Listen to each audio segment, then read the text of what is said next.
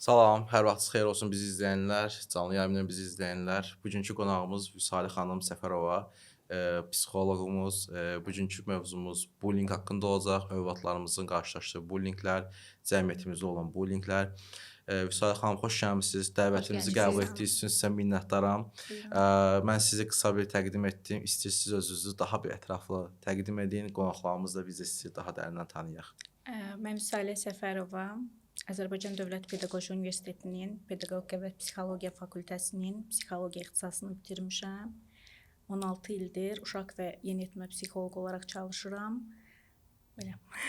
Sizə işlərinizdə uğurlar. Elə Təşəkkür. mövzumuzun peşəkarı olaraq burdasınız. Onda suallarımıza başlayaq. Mövzumuz çox Buyurun. aktual mövzudur və Buyurun. yaralı mövzudur. Və hal-hazırda da yay tətili, tətildən sonra dərs başlayır və qarşılaşa biləcəyimiz problemlərdən biri də bullyinglərdir. Son bir ayımız qalıb belə qeyd edək son ki. yay bitir. Bullying nədir? Bullying necə başlayır? Hardan başlayır? Bunun haqqında biraz informativ məlumat verərdiniz zəhmət olmasa. İlk öncə təşəkkür edirəm dəvətiniz üçün və çox gözəl mövzudur. Həqiqətən bugünkü gün çox aktual bir mövzudur və belə deyim, cəmiyyət üçün maarifləndirilməsi ən önəmli mövzulardan biridir. Bullying nədir? Bullying güc bərabərsizliyi şəraitində güclü tərəfin zəif tərəfə qarşı məqsədli, planlaşdırılmış, sistemli şəkildə və zərərvermə məqsədli törətdiyi aqressiv davranış formasıdır. Burada güclü tərəf və zəif tərəfdə deyəndə tam olaraq nə nəzərdə tutulur? Güclü tərəf dediyimiz bullyingi həyata keçirən şəxsdir, yəni bullerdir. Zəif tərəf isə onun qurbanı. Bu bizim məktəbdə qarşılaşdığımız bullyinglər olsun, şagirdlərin bir-birləri arasında olsun. Nəyə görə Z nəslindən sonra bu bullying belə deyək moda düşdü deyə və yaxud da daha bir çox önə çıxdı deyə. Çünki Önə bizim çıxdı, vaxt aktuallaşdı. aktuallaşdı. Yəni biz çünki mən 90-cı illərin uşağı olduğum üçün biz 2000-ci ilin əvvəllərində 2012-də, 2013 kimi bu mövzular yox idi. Uşaqlar arasında olan müxtəlif belə deyək söz-söhbətlər də olurdu. Zəif güclü tərəf təbii ki olurdu. Bu normal hal almışdı və məktəbdə psixoloq var idim, yox idisə onun belə xəbərim olmayıb heç vaxt. Yəni nəyə görə bu 2013-dən 14-dən sonra aktuallaşdı? Yoxsa aktual idi, biz bilmirdik. Zorakılıq halları, bullying və zorakılıq birləşməyə başladı və bir trend halına düşüb artıq. Yəqin ki, onu demək istəyir son illərdə. Bilirsiniz, əslində doğru vurğulayırsınız. Bizim uşaqlığımıza nəzər yetirsək, bizim dövrümüzdə bu kimi problemlər çox az işığızı görürdü və hətta valideynlər önəmsəmirdi. Nəsə bir problem olduqda belə, yaxınlaşıb problemlə nəsə belə deyək də dərdimizi dedikdə belə valideynlər deyirdi, əşi uşaqlar arasında olar belə şeylər, bu hallar, yəni baş qoşmurdular. Amma indiki dövrdə inkişafdandırmı, cəmiyyətin belə deyək də ötürdüyü mesajlardandırmı? O bəzən deyirləri təbliğat özü anti-təbliğat belə bir məsələ var. Yəni bu məsələ uyğun olaraq bəzən reklam özü insanları mənfi istiqamətdə yönləndirə bilir. Yəni bullyingin və yaxud da başqa bu kimi problemlərin daha çox üzə çıxarılması, göstərilməsi belə hətta şuur altısında, özündə, beynində olan insanları buna sövq edə bilir. Məsələn, belə deyək də, bullying birdən-birə baş verəcək bir davranış deyil. Bullying zamanla planlaşdırılmış şəkildə həyata keçirilir. Onu bir uşaq planlayır yəni. Bəli, əlbəttə bulyer kimi ola bilər. Məsələn, bulyer biz burada bulyeri güclü tərəf kimi görürük, düzdürmü? Əslində bulyer hər zaman güclü tərəf deyil. Biz onu güclü olaraq görürük. O özünü cəmiyyətə güclü olaraq göstərir. Bullinglər bəzən ola bilir ki, bulyerlər hətta ailədə sözü keçməyən, incidilən, görülməyən, eşidilməyən uşaqlar olur ki, onlar cəmiyyətdə dostlar arasında özünü təsdiqləmək üçün bu rola girirlər. Yəni mən güclüyəm, mən güclüyəm mesajı ötürmək üçün. Halbuki arxa planda, məsələn, evdə, ailədə görülməyən uşaqlardır, belə deyək, eşidilməyən uşaqlardır, hörmət olunmayan uşaqlardır ki, bunlar bu yolu seçirlər. Bəzən isə əksinə də ola bilir. Yəni bu hər zaman belə demək deyil. Egoist partlaması. Egoist böyüdülən uşaqlar, məsələn, daha çox yox deyilməyən uşaqlar, mən hər şeyi edə bilərəm düşüncəsində olan uşaqlar da bunu həyata keçirdə bilirlər. Yəni bu ailədən, ailə tərbiyəsindən asılı olaraq Belə başa düşürəm ki, formalaşır. belə kökü ailədən başlayır. Bəli, Uşağın mütləq. bullying olub olmamağı, ya da buller olub Buller, olmamağı əlbəttə. ailədən başlayır. Ümumiyyətlə götürsək, hər şey ailədən başlayır əslində. Biz Bəli. bəzən problemləri köklüyürük ya məktəbə, ya cəmiyyətə. Əslində normal düşündükdə belə deyil. Çünki uşaq cəmiyyətə atılmamışdan öncə, məktəbə atılmamışdan öncə müəyyən yaş çərçivəsinə kimi kiçik bir cəmiyyətdə böyüyür, tərbiyə alır, inkişaf eləyir və Bəli. cəmiyyətdə isə onu artıq təkmilləşdirir, belə deyək. Aha, bəs biz bulliyeri belə deyə tərifini verdik. Bəs bullyingə məruz qalan şəxs necə olur ki, birdən-birə heç anlamadığı bir situasiyada bu vəziyyətə gəlir düşür ki, mən bullyingə məruz qaldım. Aha, əslində anlamır. Əgər anlasa, məsələn, fərqində olsa, özünü müdafiə etməyi bacara bilər. Əslində isə nə baş verdiyini anlamırlar, düşünə bilmirlər. Bullingə məruz qalan şəxs. Qurbanlar, belə deyək də, qurbanlar bullierlər kimi seçirlər qurban? Zəifi. Ən zəifi. Ən zəif. Özünü müdafiə etməyi bacarmayan cəmiyyətə, ətrafa mən zəifəm bədən dilindən, duruşundan, baxışından o mesajı ötürən uşaqları seçirlər hər zaman. Belə başa düşürəm ki, zəifi ona görə seçir ki, zəifdən də daha sonrakı başqa birinə keçsin. Çünki istər-istəməz mən məsəl üçün görürəm ki, Günel artıq bullerə təslim olur. Mən də görürəm və Günel qorxuram, Günelə uyuram və mən də təslim oluram. Belə sayılar artır. Yox, Bullerin psixoloji təzyiqinə məruz qalır özünü sığortalamaq üçün. Sən zəifsən deyə sənin ətrafında seçim deyil. Sən zəifsən deyə sənə bullying tətbiq edirəm. Yəni mən müşahidə eləyirəm, tutaq ki, deyək bu məktəb şəraitində baş verir, bir bulyerdir və onun komandası var. Bulyer heç zaman tək olmur. Bəli. Bir neçə nəfər ətrafında onu alqışlayan şəxslər olur, komandası olur. Onlar birlikdə müşahidə eləyirlər, baxırlar, seçirlər. Məsələn, mən bu uşağa qarşı, biz bu uşağa qarşı bullying həyata keçirdə bilərik. Ondan sonra tam əmin olduqdan sonra həmin uşağa qarşı seçdikləri formada bullying etməyə başlayırlar. Çünki bullyingin özü ümumilikdə biz onu bullying adlandırırıq, amma bullyingin növləri, qolları şaxəlidir. Bu qollar, bu növlər hansılardır ki, hansı bir şəxsi seçimdən asılı olmayaraq həmin namizəd bullyingə məruz qalır? Fiziki bullying var, sosial bullying var, kiberbullying var. Düzdür, cəmiyyətdə daha çox kiberbullying yayılıb, amma məktəbdə ən Sosial çox şəbəkələr vasitəsilə, TikTok vasitəsilə, internet vasitəsilə şəxslərə qarşı törədilən bullyingdir, kiberbullying, hansı ki, burada daha çox şantaj, hədə-qorxu ön planda olur. Məqsəd yenə də zərər vermə olur. Bullyingdə bir məqsəd var ki, qarşı tərəfə zərər vermə niyyətli olur. Məktəbdə isə daha çox şifahi sosial bullyinglər və fiziki bullyinglər həyata keçirilir. Fiziki bullying elə adından göründüyü kimi də, yəni toxunmaq, zərər vermək, əşyasına zərər vermək, özünə zərər vermək, tüpürmək, çimdikləmək, bu kimi. Bəs bu uşaqlara qarşı siz hansı önləmlər alırsınız? Bu uşaq bullerdir və artıq buller olan şəxsin egoistliyi də çox olur və özünü güclü tərəf kimi gördüyü üçün Bu siz hansı kənardan önləmlər müşahidə olunur kim bullierdir, kim bullyingə məruz qalır. Biraz diqqətli olduqda bunu aşkara çıxartmaq olur. Pedaqoq olaraq onu daha tez, yəni hər period müəyyən bir qrupla, bir komanda ilə işləyirsiniz. Sırf bu periodda pedaqoq və yaxud o müəllim, o peşəkar mühitdə olan şəxs, valideyn və tərəflərin valideynlərini yox, peşəkar olan şəxs hansı addım atır, atmalıdır?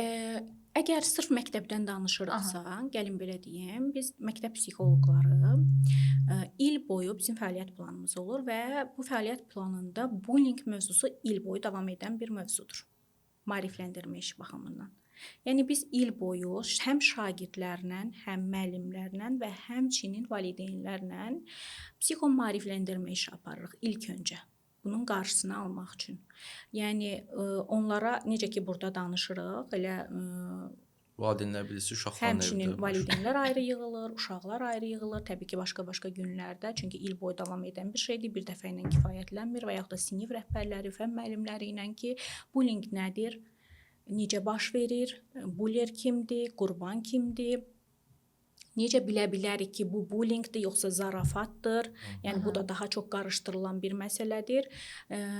Bunların hər birini aşıladıqdan sonra o kiçik cəmiyyətə deyək, ondan sonra əgər müşahidə olunarsa, burada sinif rəhbərinin və yaxud da hər hansı bir müəllimin müraciətindən sonra bu işə baxırıq. Yəni daha sonra biz yenə özümüz müşahidə edirik, dərs dinləmələrə giririk, həmin uşağı müşahidə altına alırıq, kənardan, sinifdən, bullierdən, şübhələnilən bullierdən ona qarşı hərəkətlərə nəzarət eləyirik. Daha sonra isə profilaktik və korreksiya işləri aparılmağa Bullierlər siz başlayır. etdiyiniz söhbətdən sonra psixoloqa qulaq asırlar, yoxsa yenə davam Dəyişiklik elə? müşahidə olunur. Bir tərəfli mümkün deyil bu. Yəni psixokorreksiya elə bir şeydir ki, belə deyim, tək tərəfli korreksiyası mümkün olmayan bir şeydir. Bunun üçün mütləq şəkildə həm qrupla işləmək lazımdır, həm həmin şəxslə işləmək lazımdır, həm qurbanla işləmək lazımdır və həmçinin ən əsas ailə ilə işləmək lazımdır.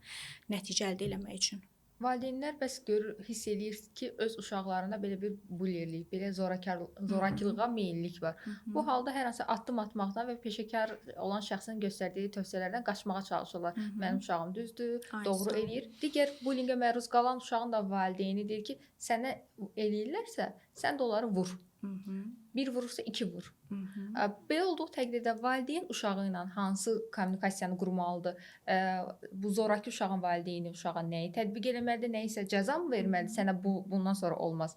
Bullyingə məruz qalan uşağın valideyni ona necə tərbiyə verməlidir ki, özünü müdafiə eləsin və bullyingə məruz qalmasın? Belə deyib, uşaqlıqdan valideyn uşağına hansı peyvəndi vurmalıdır ki, o uşaq bullyingə məruz qalmasın?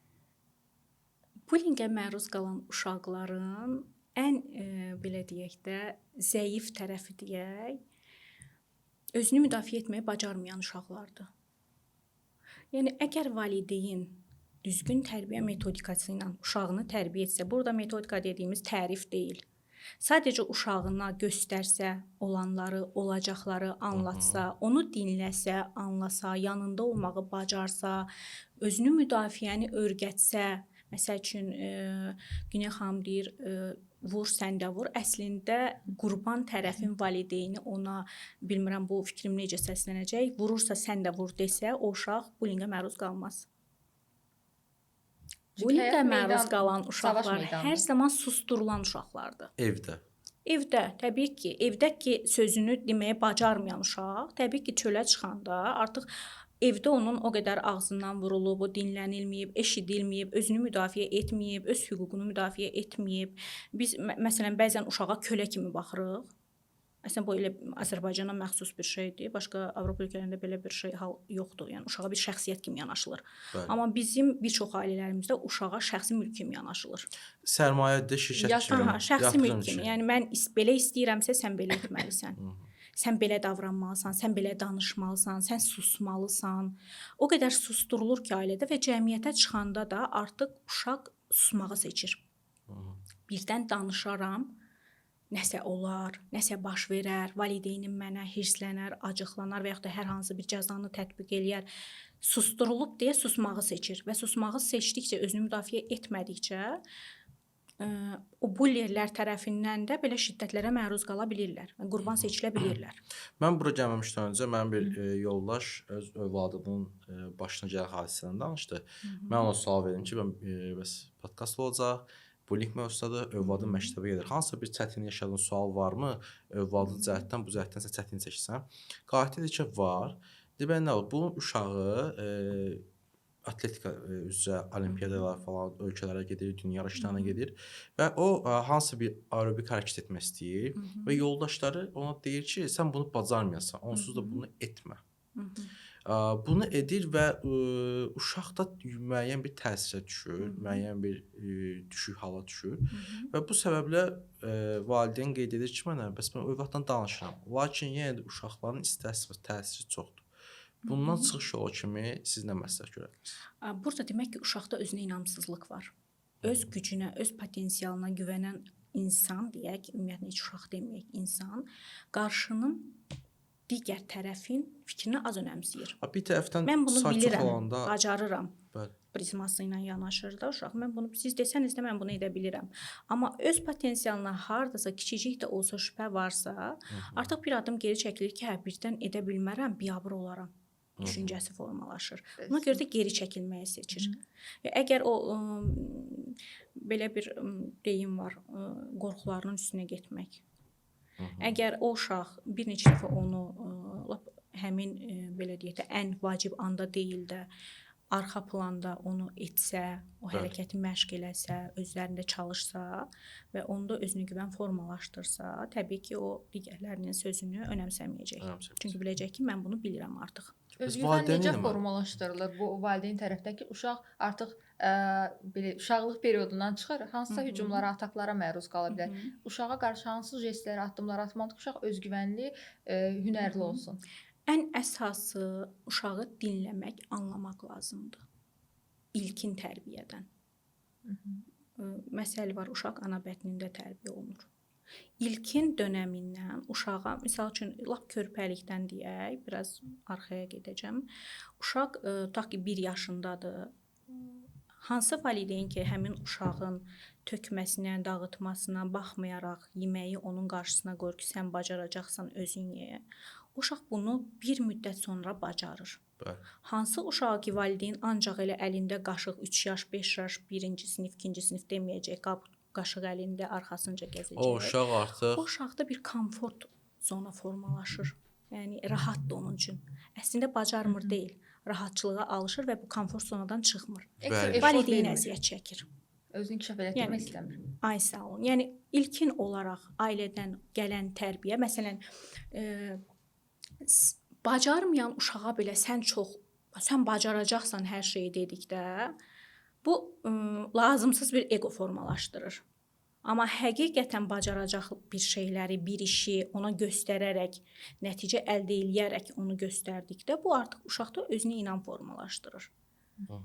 Yəni bunların hər birini o belə deyək də normallaşdırmağı, bəli, ortanı tutmağı bacarmaq lazımdır. Bəzən övladlar valideynlərə onlara dəstək olanda və ya da motivasiya edici sual görüşlərində, danışanda uşaqlar buna qeyri-ciddi yanaşır ki, valideynimdir, ona görə belə deyir. Bəzən o tövsiyələrə əhəmiyyət vermir və yaxud həm də ki, o yaşda deyil ki, o sözlərin əhəmiyyətini anlasın. Mənim anamdır deyə bu sözü mənə deyib. Anam olmasa bunu deməz məsələn. Daha çox yeniyetməlik dövründə ola bilər bu. Çünki yeniyetməlik dövrü elə bir dövrdür ki, bunun özü elə böhranlı yaş dövrü kimi təqdim olunur psixologiyada. Yəni özünün istəkləri, özünün arzuları, özünün reallıqları olur. Yəni özünü təsdiq etmə dönəmidir bir növ. Yəni bu dövrdə həmin uşaqla dil tapmaq üçün, onu anlamaq üçün onun düşüncələrinə də önəm vermək lazımdır. Bayaq vurğuladığım kimi, yalnız valideynim istəyir deyə mən bunu etməliyəm deyil. Bəzən olur ki, valideyn deyir ki, misal üçün mən istəyirəm ki, sən həkim olasan. Bəli. Amma uşaqdan soruşmur, sən həkim olmaq istəyirsən, sən özünü hansı peşədə görürsən, kimi olaraq, nəçi olaraq təsəvvür edirsən, xəyalın, gələcək planın nədir? Soruşulmur uşaqdan. Bizim cəmiyyətimizdə bəzən görürsüz valideynlər də siz bayaq qeyd etdiniz bunu, bir çox şey məktəbin üzərinə atırlar. Amma mən düşünürəm qismən məktəbdə də bir uşağa hansı qarşı bir zorakılıq olsa məktəbin də günahı var. Lakin bizim vaxtımızda belə deyim, mən məktəb yoldaşlarımdan var ki, valideynlər deyir ki, universitetə qəbul olmasan, göz uzat dənizə. Məsəl üçün. Uşaqları özləri təhrik edir. Və mən həmin uşaq bəlkə də qıraqda güclü olsa da, amma öz yaxın çevrəsi yanında yaşadığı travmanı danışırdı və həqiqətən uşaq deyir ki, Nihat məsəl üçün, qəbul olmasan bunu, dedim mən nə danışırsan sən? Olmadı. Yəni gəlin hazırlaşacaqsan və yaxud da dünyanın sonu deyil və yaxud da universitetə qəbul olmayıb çox yaxşı yerlərdə olan gənclər var, insanlar var. Yəni bu deməkdir ki, sən sıfıra düşərsən. Bəli. Şuurlu, şuursuz şəkildə artıq bullying bir nəfərdən deyil, artıq sosial çevrədən düşür həmin uşağın üstünə. Və məktəb bununla bağlı uşaqla profil söhbət aparırmı universitet vaxtı bizə 16-17 yaşındakı? Mütləq. Hə, çünki valideynlər bəzən uşaq çox o biraz bullyingdən kənar mövzudur. O artıq imtahan həyəcanıdır. Valideyn dediyi cümlələri mən nəzərdə tuturam əsas ki, valideynin dediyi cümlə belədir. O da bullyingə uğrayır uşaq. Mən sizə bir şey deyim, heç bir intihar hadisəsi birdən-birə baş vermir. Necə deyirik, bullying birdən-birə baş vermir. Bəli. İntihar hadisəsi də yığılmış və şuur altına öncədən ötürülmüş bir mesajdır. Get özünü az, get özünü at, özümü öldürəcəm. Artıq beyin buna alışıb bu cümləyə. Qəbul edir bunu və müəyyən müddət sonra birdən-birə baxırsan ki, filan kəs intihar etdi. Amma o filan kəsin o intihara qədər keçdiyi Valideynin uğradığı yolu O həddə çatdırılır. və bəli, o yolu, o belə deyək, mesajları görən yoxdur. Məktəbdə bullinqə uğramayan şagird var. Təbii ki, var. Onların ən güclü tərəfləri nələrdir ki, onlara heç kəs müdaxilə eləmək istəmir. Ki olur da məktəbdə biz aramızda məsələn məktəbi son dövrdə bitirəməyən qədər mənəm. Olur ki, uşağa ki heç kəs ilişmək istəmir ona ki, ona bir söz deməyim, mənə də Çünki qayda. onun duruşu var. Onun planları var, məqsədi var, özünə inamı var. O uşağa bayaq dedik də, bullying zəif tərəfdir. Bu uşaq güclü bənd kimi görsənir məktəbdə. Özünü müdafiə etməyi bacaran şəxsdir. Nə buller olur, nə Sözünü bullying deməyi olur. bacaran şəxsdir. İstəyir müəllim olsun. Yəni burada sözünü demək dedikdə tərbiyəsizlik nəzərdə tutulmur. Yəni sözünü mədəni şəkildə də həm müəllimə, həm rəhbər işçilərə, həm şagirdlərə, həm valideynlərə demək mümkündür. Yəni, nə istədiyimi, nəyin necə olmasını istədiyimi və yaxud da ki, kimsə mənə zərər vermək istəyirsə, kimsə mənə sataşırsa, kimsə mənə artıq söz deyirsə, kimsə mənim şəxsiyyətimə toxunursa, alçaldırsa, mən onu loru dildə deyək də həddini bildirməliyəm ki, bu insan mənə ikinci dəfə o hərəkəti göstərməsin, etməsin. Mən sizinlə tam razıyam. Bəzən bir cəmiyyətdə bir hissə şagird olsun, öz sözünü deməyi bacarsa, biz ona qıraqdan demagog kimi biraz baxırıq. Biraz Daha üsyankar, daha hakim. üsyankar kimi baxırıq. Mən bunu belə deyim, düz biz mövzumuz məktəb və uşaqlara aiddir, amma biz bunu istərseniz iş həyatımızda da görürük. Biz bir işçi öz haqqını tələb edəndə o demagog və heç kimə toxunmur. və heç kimə toxunmur ki, qorxu şəxs onunla ki. Bəli. Amma əslində qalsa o həmin adam özünü müdafiə etməyə, özünün uğradığı haqsızlığı Əslində hüquqlarını bilir. Yəni hüququnu bilir. Biz ona onu hüququnu müdafiə bilir edir. demirik, demagog deyirik. Aha, təəssüf. Özümüzə sərf eləyən Çox kimi. təəssüf ki. Siz qeyd etdiniz 20 ilə yaxındır bu işlə məşğulsunuz, düzdürmü? Sizin harasa iş dövrü planınız mənim uşaqlıq illərimə təsadüf edir. Belə deyim, harasa mən 2002-ci ildə 2002-də bəli, 1-ci sinifə başlamışam və 2013-də bitirmişəm. Və düşünürəm ki, sizin fikriniz mənə çox maraqlıdır. O zamanki uşaqlar daha amansızdır, yoxsa ki, indiki uşaqlar daha amansızdır? Amansız deməyək uşağa, Amansız biraz... deməyə tamam, belə deyək də, daha belə Zorakı. bullerdir, zorakıdır. İndiki uşaqlar daha özgüvənlidirlər əslində. Aha. Çünki bizim dövrümüzdə, indi siz deyirsiniz, sizin uşaqlığınız mənim iş fəaliyyətimə gəlirsə, aramızda müəyyən qədər fərq var, Bəli, yaş bəli. fərqi və bizim dövrümüzdə böyüdülən uşaqlar daha çox dinləyən uşaqlar olublar. Bəli. İndikilər isə daha çox istəyən və həyata keçirən uşaqlardılar. Biz məsəl üçün o vaxtlarda valideynlərimizdən çox şeyi istəmirdik. Daha çox düşünürdük, tələb etmirdik. Bəli. Amma indikilərdə o qədər maarifləndirmə işləri gedir. Və bizim vaxtımızda sosial şəbəkələrdə bu qədər açıq-aşkara hər şey danışılmırdı. Sosial şəbəkələr Yoxa bərabər bir şey var idi, amma yoxa bərabər bir şey Bəli. idi. Yəni bu qədər təbliğat, bu qədər maarifləndirmə, bu qədər açıq-aşkar göstərmə işləri yox idi. Və biz çox şeyi bilmirdik. Deyirsiniz ya, bullying bizim dövrümüzdə yox idi. Əslində düşünəndə var idi. İntihar bəyəm yox idi. İntihar hər zaman olubdu. Və intihar elə bir şeydir ki, dediyim kimi, birdən-birə heç kim gedib özünü asmır. Və yaxud da özünü atmır. Bu zaman çəkir, planlama çəkir. Sən nə qədər o depressiv vəziyyətə düşməlisən ki, öz canına qəsd edəsən. İnsan üçün öz canından şirin nə ola bilər? Amma görün hansı həddə çatır ki, artıq mən intihar etməliyəm, edəcəm, artıq bezmişəm. O düşüncəyə gəlib çıxır.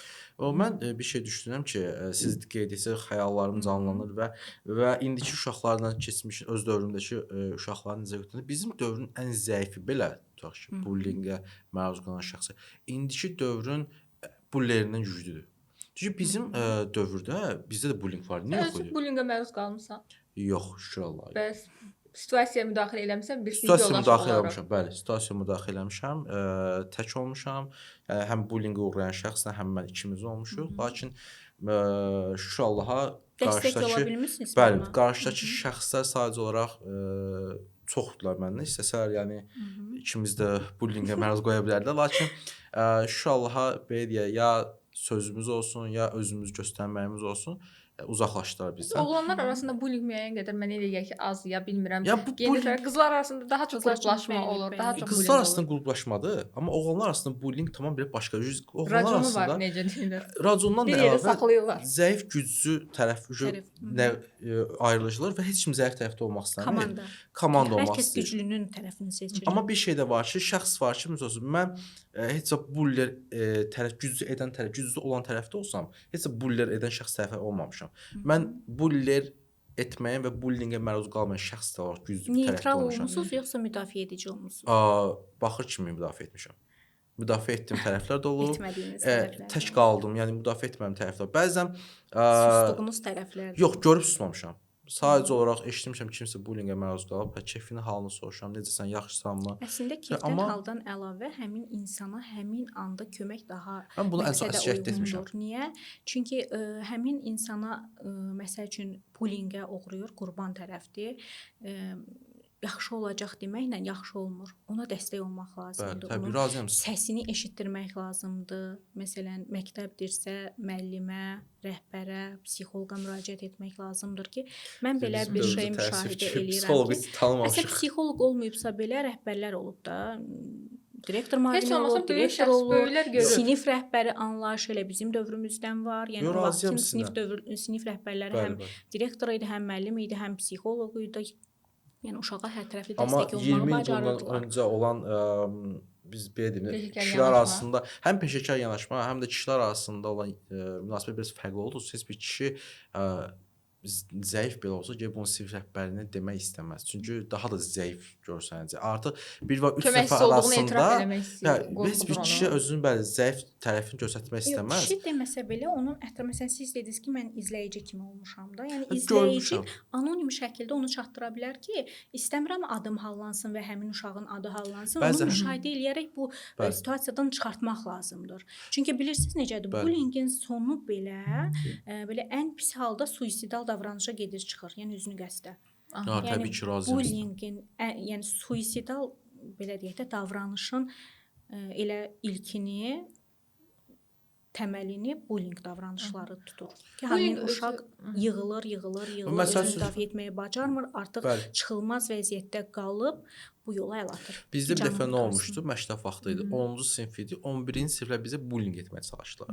Bütün 10-cu sinifə. O bullying yoxsa güc göstərişi? Güc Sadəcə biz göstərir və- məzun oluruq havalardayıq. Hamısı var idi. Sadəcə sinifimizin qapısını açırdılar, edirdilər. Bizdə də indi sinifdə oğlanlar ilk dəfə idi ki, zəif güclü baxmadı, hamı birləşdi və 11-ci sinif uşaqlarına qarşı bir belə deyək dirəniş göstərdik.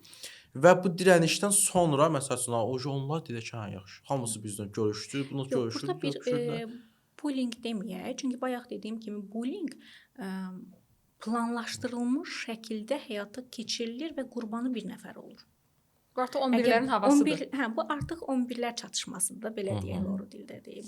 Bu bullying hadisəsi deyil. Məncə amma Çünki orada bullying biz də müşahidə Bəli. əsasında bir nəfər hədəf alınır və ona qarşı məqsədli və planlı şəkildə zorakılıq hərəkətləri olmağa başlayır. İstəyir sosial, istəyir şifahi, istəyir kiberbullying olunsun. Yəni hansı növünü seçirsə, məktəbdə məsəl üçün ən çox söz atılır, tutaq ki, uşaqlara ad qoyulur, ləqəb Body qoyulur. shaming bəli. olunur. Aha, body shaming olunur. Məsələn, sən köksən, arıqsan, bu bullyingdir. açıq-arıq, bəli. Davamlı müraciət olunursa, açıq taxan uşaqlara Bu nə deyirlər? bullyingdir. Açıq-arıq. Bəs zarafat harda zarafat. bitir bəs o zaman? Əgər Zarafat zarafat sərhədi. hər iki tərəf bu zarafata gülə bilirsə, bu bullying deyil. Bu doğrudan zarafatdır. Yox, əgər bir tərəf bundan zərər görürsə, bir tərəf bundan zərbə alırsa, Aha. Diskomfort hissi. bəli, diskomfort hiss eləyirsə, narahatçılıq hiss eləyirsə, yəni bu artıq həmin şəxsə qarşı törədilmiş bullyingdir. Yəni o öz siqnalını ötürüb ona mən zəifəm, özümü müdafiə etməyə bacarmıram və qarşı tərəf də güclü tərəfdə elə özünə bir qurban axtarırdı, Bəli. hədəf alır və başlayır Zəhərli həmin ana tökməyə. şəxslərindən. Bəs bullying o dediyimiz body shaminglər, bu atmacalar insanın o təzə uşağın ağ beyni, təmiz beynini pis sözlərlə, neqativ fikirlərlə, özünün haqqında neqativ fikirlərlə doldurmağa başlayır və bu zarafat bir nəfərdən çıxır, digərlərinin də dilinə düşür. Artıq təklənməyə doğru Çünki gedir və bu özgüvənsizlik yaradır. göstərişli şəkildə olunurdu ya. Məsələn, bullier arxada eləmir onu. Zaten cəmiyyət içərisində eləyir. Bunun məqsədi var, bu uşağı biabır etmək. Buna qarşı zorakılıq tətbiq eləmək. Bu gedib arxada həmin uşağa ta ki 4 göz demir. Cəmiyyət içində məsələ var. Cəmiyyət içərisində eləyir. Bunu Bəli. açıq-aşkarane eləyir və onun ətrafı da hansı ki komandası O onun ətrafda. yanında olur onu Bəli. eləyəndə. Qrup şəklində gəlirlər, həm başlayırlar həmin uşağa ya fiziki, ya psixoloji, ya ta ki sosial bullyinglər daha çox sinif daxilində olur. Necə olur? Burada qrup Bir-birini diskriminasiyası saldırırlar. olur, yəni uzaqlaşdırma, burada ta ki hər hansı bir planlama işi aparırlar, onu kənarlaşdırırlar, söhbət eləyirlər, o gələndə Bəli. susurlar və yaxud da ki onu heç bir söhbətə qatmırlar, heç bir tədbirə dəvət eləmirlər, uzaqlaşdırırlar. Bu daha çox sinifdə qrup şəraitində Qrup baş verir, amma digər növləri isə tək fərdi şəkildə həyata keçirilən bullyingdir. Bu yaradılan travma, bu uşaqda yaradılan travma yəqin ki, bəzən yox, çox hallarda olur ki, biz böyüklərin həyatında travma sözünün əksəriyyətində uşaqlığa, məktəb dövrlərinə Bəli. qayıdıb danışırıq. Bu travmalar uzun müddətli və bəzən də ömür boyu gedir. Ömür boyu. Etiraf elədiyim, məsələn, mən də müəyyən qədər, hətta müəyyən qədər yox, mən məktəb dönəmimi xatırlamaq istəmirəm, çünki mən də bullyingə məruz qalan tərəf olmuşam. Bəzi mövzular var ki, onu kənardan heç kəs hiss olmur, amma mən daxilimdə o mövzu çox özgüvənsiz və narahat hiss edirəm və açılanda türklər demiş tedirgin oluram ki, birdən bəlkə o da məktəb vaxtı mənə deyilən sözü indi məndə hiss edib demək istəyir. Şuuraltı tərpənər. O məni qorxu Bilirsiniz necə hissində deyirəm? saxlayır. Belə deyək də, hər hansı xəstəliyin müalicəsi və yaxud da ki fəsadı görsənir. Ta ki qrip olursan, asqırırsan, öskürürsən, burnun axır, düzdürmü? Amma bu psixoloji travmalar elə bir şeydir ki, o çöldən görsənmir. O çaxnaşma, o demək vulkan çərdə püskürür. Və bu yalnız sənə zərər verir. Əgər bunu vaxtında aşkarlayıb ona nə isə köməklik göstərilməsə, bunun fəsadları çox pis olur və sağalma dönəmi çox uzun çəkir. Hətta çəkməyə bilər. Gecikdirilmiş şəkildə olarsa. Mən düşünürəm bullyingə az insan qala uğrayır. Hamı məncə uğrayır, istər-istəməz, istə bilərəkdən, istə bilməyərəkdən bullyingə uğrayırıq. Bir də mən sizə suallardan biri odur ki, valideynlər bəzən deyir ki, səni vuranı sən də get vur. Gücün çatmı, daşı yerdən götür uşağın başına vur. Danışdığımız mövzu. Yəni bu nə dərəcə düzgündür? Yəni yoxsa düzgündürmü? Belə deyim, sual Yəni verirəm. vurmaq, qarşılıqlı vuruşmaq, döyüşmək bu müdafiə deyil. Təbii ki, sənə gələnə, hücuma gələni ən azından döyüşə çıxmasan belə özünü müdafiə üçün o reflekslər deyilən bir şey var da, itələyirsən, əlinlə tutursan özünü müdafiə. Amma bu qarşılıqlı şəkildə dalaşmaq o demək deyil ki, mən özümü müdafiə etdim və yaxud da elə belə də olmalıdır. Bu yanlış düşüncədir demək. Məsələn, biri vurdu uşağı. Aha. Siz də həmin uşağı vursun yoxsa vurmasın? Yoxsa gedib müəllimlərə Yox, desən sən təbii ki, şikayət edəcəm. vurmasan. Yəni Vurmasın. şiddət, əgər şiddətə qarşıyıqsa, şiddətə yox deyiriksə, Qarşı bu şiddətə meylləndirmək də artıq. Vurursa sən də get. Amma bu qarşıdakı bullylər Söyürsə daha da sən də söy. Yəni bu nə dərəcədə düzgün ola Amma bu bilər? qarşıdakı bullylər daha da gücləndirməz. Və yaxud qorxaq Yox, deməz ona yəni ki, bu hər zaman Qorxaq.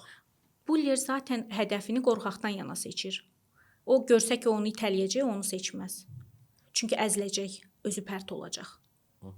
Yəni o elə bir hədəf seçir ki, elə bir qurban seçir ki, ona toxunmaz. O özünü müdafiə etməsin, o sussun. Ona bir bayaq qeyd etdim, demagog kimi baxacaq. Buna toxunsam 100 vaat gəlib çatdıracaq məsələn O müəllimə. belə- Zaten ona bullyingin bir toxunmayacaq. O növüdür. bilir ki, məsələn, o gələcək mənə, bilir ki, o birini deyəcək, mən 5-ini deyəcəm, o gəlib mən bullying eləyə bilməz axı. bəs bullying, daha doğrusu bu bullying proseduru məktəb və uşaqlıq dövründə yaşanır, yeniyetməlik dövründə alovlanır. Bunlar müəyyən qədər imic və ad dəyişir, iş həyatına və yetişkinlərin həyatına keçir. Bunu biz hansı situasiyalarda, şəraitlərdə müşahidə edirik? Artıq burada həyəcanlı və yaxud qorxaq tərəflərdən çox oturmuş və yetişkin insanlar Yetişkin arasında baş insan. verir. Bunda nə etmək lazımdır? Artıq burada bullying keçir mobbinqə. Aha. Bunun adı dəyişir. Çünki məsələn mobbinq yalnız iş həyatında baş verir. Və düşünsək, mobbinqə məruz qalan şəxslərin çoxu Mobbing uşaq nədir bir də açsaq vaxtı- məsəl üçün. uşaq vaxtı bullyingə məruz qalan şəxslər olur. Çünki o bullyingə məruz qalan zaman özünü müdafiə etməyib. Yəni orada belə deyim də, o müdafiə mexanizmi formalaşmayıb deyə artıq iş həyatında belə ondan çəkinir, qorxur. Mobbing iş həyatında səndən üstün şəxslərin, sözü keçən şəxslərin Məktəbdə bullying sənə qarşı məqsədli şəkildə, yəni işdən belə deyək, burada məqsəd nə ola Quyu bilər? İşdən qazmaq. uzaqlaşdırılması üçün həyata keçirdiyi psixoloji zorakılıqdır. Bəs olur ki, Və bu buyurun. Aha, və bu həmin insanda müəyyən müddət sonra öz işinə, öz potensialına qarşı şübhə yaratmağa başlayır. Siz Özünə düşünürsünüz? inamsızlıq formalaşdırır, iş həyatında artıq peşəkar fəaliyyətində axsamalara gətirib Və çıxardır. işə getmək istəmir həmin şəxs. İşə getmək istəmir, işləmək dəyişmək. istəmir. Bunun fəsadları çoxdur. Həm fiziki var, həm psixoloji var, həm sosial var. Məsələn, fiziki olaraq deyək ki, onda hər iş adı gələndə baş ağrıları, mədə-bağırsaq problemləri, ürək bulanma, Psixoloji olan şeylər. bu Sinir xəstəlikləri, tükənmə, yorğunluq, immunitet çatışmazlığı kimi hallarla müşahidə olunur. Sosial olaraq isə cəmiyyətdən uzaqlaşır, insanlardan uzaqlaşır, insanlara qarşı bir özgüvənsizlik formalaşmağa başlayır, qorxu formalaşmağa başlayır ki, birdən bu da, o da, məsələn, buna necə inanım? Bəli. Yəni bu kimi fikirlər, düşüncələr artıq onu rahat buraxmır, narahat etməyə Müsadə başlayır. xanım, mən çox istəyərdim ki, sizin kimi psixoloqlar iş yerlərində də olsunlar və tək məktəbdə yox, iş yerlərində, bütün iş yerlərində psixoloqa ehtiyac var. Bu mütləqdir. Çünki siz demisiniz, elə böyüklər var ki, həqiqətən psixologiyası zəifdir. Və elə böyüklər var ki, həqiqətən uşaqdan psixologiyalar zəifdir. Yəni bir uşaq qədər güclü ola uşaqdan bilmirlər. fərqi sadəcə yaşıdır. Bəli, sadəcə yaşıdır, sadəcə uşaq vaxtı yaşadığı travmalar olsun, uşaq Bəli. vaxtı qarşılaşdığı mövzular olsun. Bəli. Bu insan bunu zəiflədir psixoloji cəhətdən. Və mən düşünürəm ki, onun zihni o qədər mübarizə aparıb ki, zəiflə güclü olmaq arasında və artıq istəsmə gücü zəifliyi və bir mobbinqə məruz qalır. Kaş ki, sizin kimi psixoloqlar elə iş yerlərində də olardı və psixoloqa ehtiyacı olan şəxslərə, iş yoldaşlarımız olsun, fərqi yoxdur kimlərsə olsun, onlara dəstək olmaq olardı. Mən əlavə keçmək istəyirəm növbəti suala.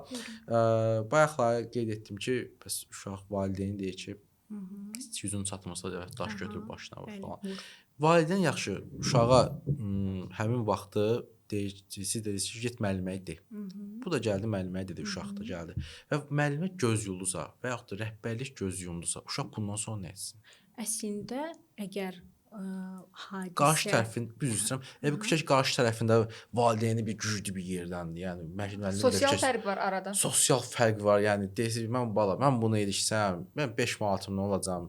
Ki ən yaxşısı barışdırım sizi.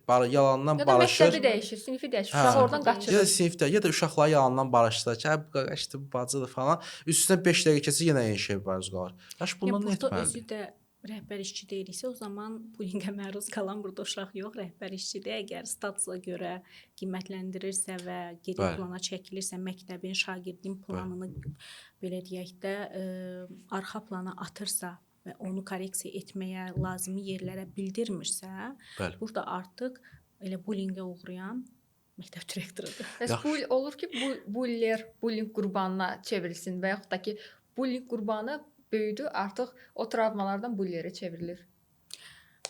Bu təzadlı bir fikirdir. Yəni ola da bilər, olmaya da bilər. Çünki bayaq dediyimiz kimi, niyə görə? Əgər bu uşaq gücünü və özünü təsdiqləmək üçün travmatik olaraq gəlib buller olmağı seçibsə, əslində daxilində özgüvənsiz biridirsə, ondan güclü bir şəxs onu məsələn əzib sındıra bilər. Çox nadir hallarda olur sən dedin. Bullingə məruz qalan şəxs buller olmağı çox nadir hallarda olur mən də düşünürəm. Yeni məktəb dəyişdi və yaxud artıq heç əvvəldən köhnədən tanımadığı insanların çevrəsindən çıxıb başqa çevrədədir. Ona sən belə deyirsən ki, onda uşağı sosial cəhətdən bu bullying oldu, məktəb məcbur dəyişirik, məktəb gözümdür. Artıq o çevrədən çıxıb, artıq o qorxulara görə müdafiə mexanizmi özünün buller olmağını seçir ki, artıq məni birdən olar mən qabaqlayım, atak eləyim. Qurbanmı buller olsun? Yox. Olmur. Artıq o psixologiya davam edir. Yenə deyirəm, o çalışa bilər amma bacarmaz. Zəif bənddir.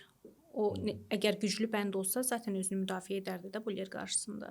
Əgər elə bir potensialı, elə bir xarakteri olsaydı ki, belə deyək, bu mən özümü qoruyum, özümü müdafiə eləyim.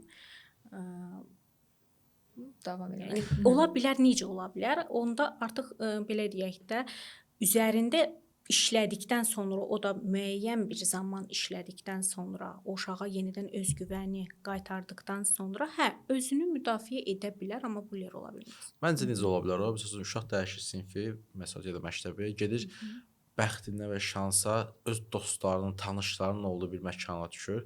Dostu və tanışı da orada bullerdir. Girir onun qrupuna və elə ola bilər. Maksimum elə İzləyici ola bilər. İzləyici ola bilər, bəli. Amma bilirsiniz, bir travma yaşayan insanlar adətən həmin o fəsadı və travmanı görüb deyə Bəli. o yolu məncə seçməz. Hı. Çünki bunun fəsadını zaten bu yaşayıbdı. Bunun şuur altında orada neqativ düşüncələr var. O qorxu istər-istəməz orada var. Onun nəticəsini, fəsadını bilir, o hissi yaşayıb deyə onu Bəli. Daha rahat o yola empatiya qura getməz. bilir. Bəli, empatiya qura biləcək. Bayaqlar qeyd etdik və məktəb göz yumursa əgər, yəni sosial cəhətə görə. Psixoloq burada nə etməlidir o zaman? Əslində belə deyim, psixoloji problemlərlə hər işin öz peşəkarı var da, belə deyək. Psixoloji problemlər yaşayan uşağı psixoloqa yönləndirmək direktora yönləndirməkdən daha məqsədə uyğundur. Yəni direktor bunun nə olduğunu bilməyə bilər, bunun çıxış yolunu bilməyə bilər və yaxud da hər hansı bir fənn müəllimi bunun necə həll edə biləcəyini bilməyə bilər, amma psixoloq birbaşa olaraq bu işin içindədir deyə, bu artıq onun işidir, peşəsidir deyə hansı yollarla o uşağa kömək edəcəyini və bunu situasiyanı düzəldəcəyini daha yaxşı bilir. Buna görə də işi peşəkardan Öyrənmə dəstək. İlkin etap Bəli. hər zaman peşəkardır. Bu Bəli. bütün situasiyalarda belədir. Bəs bugünkü mövzumuz çox həssas mövzudur. Danışdığımız hər bir şey həm tərbiyəvi, həm maarifləndiricidir, həm də bir mesajdır. Yekun olaraq izləyicilərimizə nə hansı mesaj çatdırmaq istəyirsiniz bu mövzu ilə bağlı ki, həm hər tərəf bu oyunda bütün rollar öz dərsini götürsün. Valideynlər nə tövsiyə edirsiniz ki, uşaqlarını qorusunlar? Belə deyək, bullying bugün yalnız məktəbin problemi deyil. Bullying cəmiyyətin problemidir. Ona görə cəmiyyət olaraq biz izləyici deyil də, yəni incidən tərəf deyil, qoruyan tərəf olmağı seçsək, daha rahat, daha uyumlu bir cəmiyyət uşaq formalaşdıra bilərik. Valideynlərə isə nə tövsiyə vermək olar ki, əgər uşağın təməli, uşağın tərbiyəsi ailədən başlayırsa, ilk öncə uşağa bir şəxsiyyət kimi yanaşsınlar. Necə ki, özümüzə hörməti istəyirik, tələb edirik, gözləyirik, həmçinin də uşağı düşünsək ki, bugünün fərdi, sabahın şəxsiyyəti, ona bir şəxsiyyət kimi yanaşıb, onun fikirlərinə, düşüncələrinə hörmət göstərib, onu dinləyib, anlamağı bacarmaq lazımdır. Tam razıyam. Mənasız belə olsa dinləmək lazımdır. Bəli. Bilirsiniz, bəzən işin çoxluğundan, yorğunçuluqdan, uşaq gəlib nəsə demək istəyəndə deyirik, hə, yaxşı sonra deyərsən. Əhəmiyyət vermir. O artıq uşaq özünü gözdə lazımsız işim var, hiss edir. yorulmuşam, iş görürəm, yemək yeyirəm və yaxud da sonra bu məsələmiz və sonra da bağlanır, unudulur, gedir. Uşaq dinlənilmir. Uşaq da dinlənilmədikcə müəyyən bir zaman sonra demir. Gəlib bölüşmür. Artıq valideyn onda ayılır ki, iş işdən keçib, ya uşaqda böyük bir psixoloji travma yaranıb, ya da ki, uşaq artıq özünə qəsd edib. Onda da nə başa döymək, nə dizə döymək heç bir fayda vermir. Ona görə mütləq şəkildə valideyn bugünkü cəmiyyəti düşünərək, bugünkü günü düşünərək övladının hər nə olursa olsun yanında olmağı bacarmalıdır və ona bu mesajı ötürməlidir ki, sən uğurlu olsan da, uğursuz olsan da mənim üçün dəyərlisən. Bəli. Sən mənim bir parçamsan, qanımsan, canımsan, sən yalnız uğurlusan deyə mən səni sevmirəm. Sənin uğursuz olduğun dönəmlərdə də mən sənin yanındayam. Əgər bu tərzdə yanaşılarsa, inanın ki, uğur qazanmayacaq uşaq ola bilməz. Yəni, bugün qazanmayıbsa belə, sabah o uşaq cəmiyyətdə özünə bir yer tapacaq. Çünki onun arxasında böyük bir qüvvə var, ailəsi. Mən sizə sonuncu bir sualım var. Bizim məqsədimiz hər zaman maarifləndirmək olub və bunun içində də sizin kimi psixoloq olmaq istəyən şəxslər var ki, hansı ki, əmək bazarında fəaliyyət göstərmək istəyirlər. Mən bullyingə mövzusuna baxanlardan savayı bəzi şəxslər bizə baxa bilər ki, məsəl üçün necə mən Vüsalə xanım kimi psixoloq ola bilərəm. Sizcə psixoloq olmaq istəyən şəxsdə ən vacib 5 nüans hansı olmalı ki, bununla psixoloq kimi formalaşmaya başlasınlar və yaxud da özləri karyerana Nüansla saymayaq, bunu götürməyək. Çünki bilirsiniz necədir? İlk öncə təhsil önəmlidir. Tamam. Ali təhsil Akademik önəmlidir. göstərici bir. Bəli, əgər sən bu işin nəzəriyyəsini bilmirsənsə, onu praktikaya tətbiq edə bilmərsən. Tamam. Bəs Digər tərəfdənsə o Psixoloji cəhətdən psixoloq olmaq yox, doğulmaq lazımdır. aha, İnsanları anlamağı bacarmaq, dinləməyi bacarmaq, empatiya qurmağı bacarmaq, kömək etmə istəyi olmalıdır səndə bir insana. Ki mən bu insana dəstək olacağam, kömək olacağam, yəni onu sağaldacağam. Yəni bu yanaşmaları düzgün həyata keçirmək lazımdır. Bu gün cəmiyyətdə belə deyək də, hara baxırsan, belə pis səslənsə də deyəcəm, psixoloqdur.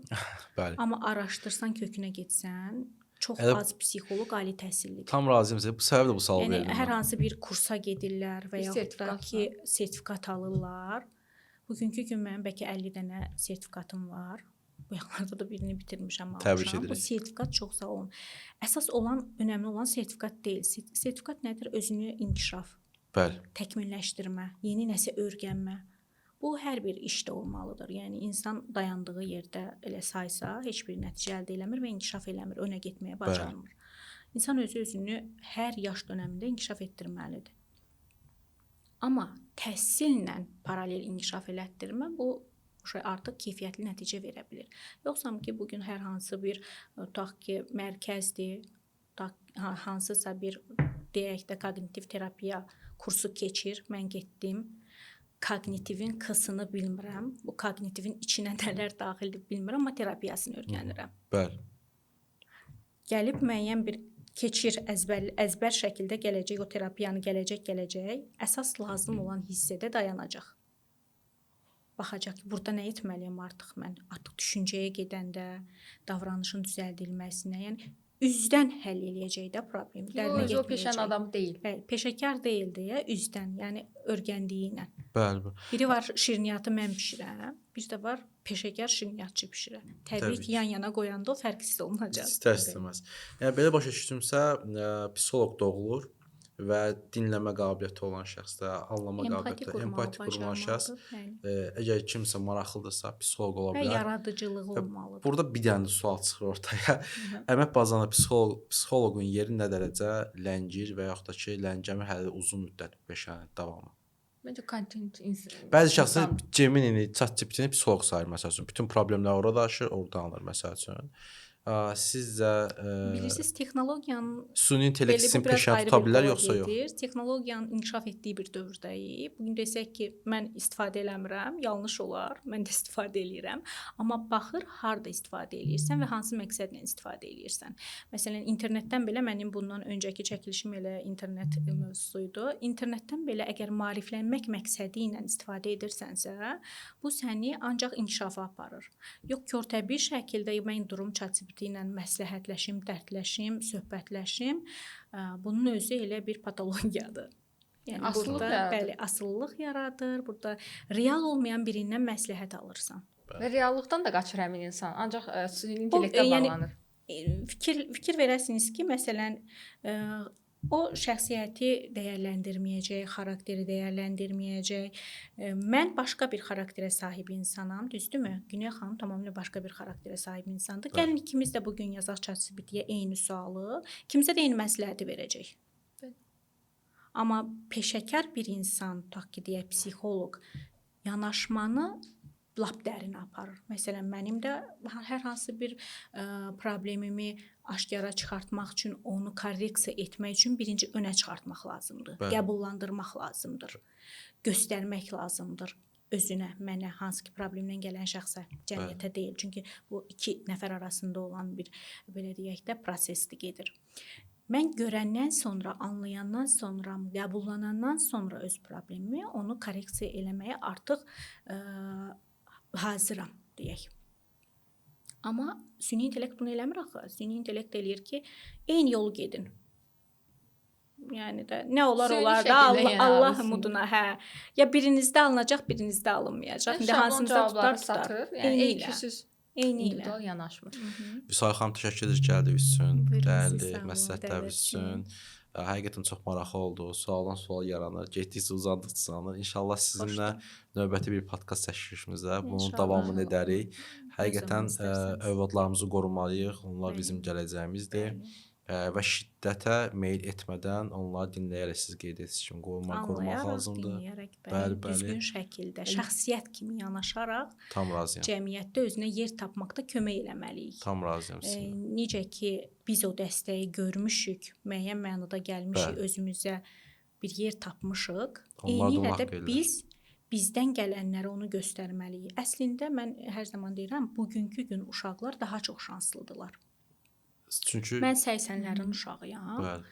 Bizdə daha az dəstək olub, daha az maarifləndirmə olub, daha az belə deyək də imkanlar olub Bəli. inkişaf eləmək üçün, nə isə öyrənmək üçün. Bu gün deyirik ChatGPT. Yəni bugünkü gün uşaq internet vasitəsilə, texnologiya vasitəsilə özünü istənilən mövzuda inkişaf elətdirə bilər. Məsələn, bu gün sənin səyahət etməyin üçün kimisə məsləhətinə ehtiyacın yoxdur. Onu internet vasitəsilə sənə ən düzgün yolları, etapları elə süni intellekt başa salacaq, gedib çıxasan ora. Bəli. Amma bizim vaxtımızda belə deyildi axı. Yəni biz bilən birini axtarırdıq ki, bizə kömək eləsin ki, biz bileti necə alaq, Bəli. necə hava limanına gedək, orada hansı etapları keçək. Amma bu gün o çox rahat bir şeydir və yaxud da hər hansı bir bilmədiyin bir dili öyrənmək. Yəni bu gün onu qarşına məqsəd qoysan, o internet Bəli. sənə o yolu göstərəcək və hətta öyrədəcək. Bir müəllimə ehtiyac qalmayacaq. Bugünkü uşaqlar bəlkə çox şanssızdırlar. Amma şanslarından çox az istifadə edirlər. Xeylisi deyək. O valideynlərdən asılı olan bir şeydir mən düşünürəm. Valideynlər uşaq Təşəkkür işləməlidir. edirik ki, bu Təşəkkür günümüzü maraqlı keçirdiniz. Bu bilgiləri bizimlə və izləyicilərimizlə bölüşdünüz. İzləyicilərimiz də ümid edirik ki, bu mövzudan həm maariflənəcəklər, həm də maarifləndirəcəklər və bunu da bir daha xatırladıq ki, yaranan problem bir sosial problem, cəmiyyətin problemidir və ona hər kəs öz məsuliyyətini dərk edib, müdaxilə edib zamanında həll yolunu tapmalıdır ki, yenidən həmin şəxs öz qurbana çevrilməsin. İzləmədə qalın, növbəti görüşlərdə görüşənədək. Sağ olun. Sağ olun.